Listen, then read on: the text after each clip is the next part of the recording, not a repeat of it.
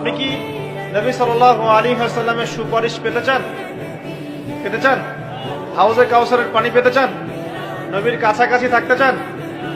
শুনুন, নবী সাল্লাল্লাহু আলাইহি ওয়াসাল্লাম বিভিন্ন হাদিসের মধ্যে বলেছেন, বিভিন্ন হাদিসে, যে ব্যক্তি দুনিয়াতে নবীর সুন্নত যত বেশি পালন করবে, নবীকে যত বেশি ভালোবাসবে, তার উপর যত বেশি দরুদ পড়বে, ইনশাআল্লাহ কিয়ামতের দিন সে নবীর তত কাছাকাছি থাকবে।